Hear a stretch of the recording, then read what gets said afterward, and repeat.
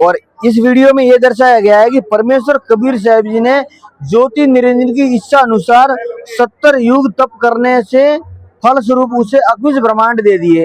यानी ज्योति निरंजन ने अलग से तपस्या की थी, अलग से तपस्या करवाने कारण थी मणि 21 ब्रह्मांड वरदान रूप में मिला। और आगे कई होगा, परमेश्वर कबीर साहब जी के आदेश से असिंध जी ने अक्षर पुरुष और ज्योति निरंजन तीनों एक ही द्वीप में रहने लगे। कुछ समय के बाद ज्योति निरंजन काल ने अलग से स्थान पाने के लिए एक पैर पर खड़ा होकर 70 युग तक तप किया। यानी उस काल ब्रह्म ने जो बाद में उसका नाम रखा गया, लेकिन पहले उसने 70 युग तक तपस्या करके 21 ब्रह्मांड परमात्मा कबीर साहब से उसने वरदान में प्राप्त किए। उसके आगे की सृष्टि आप देख सकते हैं। 21 ब्रह्मांड इसको दे दिए गए, भगवान ने दे दिए उसको, भाई तू अपना अलग रह ले। परमेश्वर कबीर साहब जी ने ज्योति निरंजन को कहा कि उन्होंने अपने पहले पुत्र कुरम को सर्व रचना सामग्री दे रखी है। कुरम से प्रार्थना करके शिष्टाचार और विनम्र भाव से रचना सामग्री मांग लो।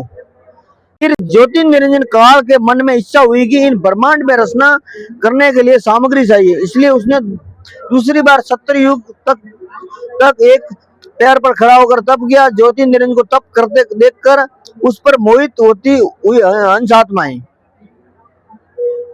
इसमें दर्शाया गया है कि ये एक पैर के ऊपर खड़ा होकर तपस्या करने लगा ना, तो जितनी भी वहां पे सतलोक में जो दूसरी हंसात्मा रहती थी उसको देख के उसके ऊपर मोहित हो गए और उसको देख के ऐसे लगने लगे कि भाई वाह भाई ये तो क्या कमाल ही कर रहा है, बड़ी तपस्या कर रहा है, ऐसे उसके ऊपर मोहित हो गए। और फिर परमेश्वर कबीर साहब जी ने ज्योति निरंजन को कहा कि वो अपने कुरम जो उसका भाई है उससे सरस्वती रचना की सामग्री मांग ले, और वो भी शिष्टाचार और प्रेम पूर्वक मांग के वो सरस्वती रचना की सामग्री प्राप्त कर ले, सरस्वती रचना की सामग्री मांग ले। और इसमें आप देख सकते हैं कि ये काल है, और वो इसमें लिखा है कि जब ज्योति निरंजन कुरम जी के पास गया उस समय कुरम जी ध्यान अवस्था में थे। ज्योति निरंजन के बिना किसी शिष्टाचार और प्रार्थना किए जबरदस्ती कुरम जी की मुकुट उतारा। इसके बाद उस मुकुट से 5 तत्व, तीनों गुण, रजगुण, सतगुण और तमगुण वो उसने ले लिए, यानी सुरा जबरदस्ती ले लिए। ये वीडियो में दर्शाया गया। देखो ये कुरम जी है और ये वो अक्षर पुरुष काल है जो सतलोक के अंदर उसने अपनी अलग सृष्टि बनाने के लिए उनसे जबरदस्ती करके ये 5 तत्व और 3 गुण ले लिए उनसे।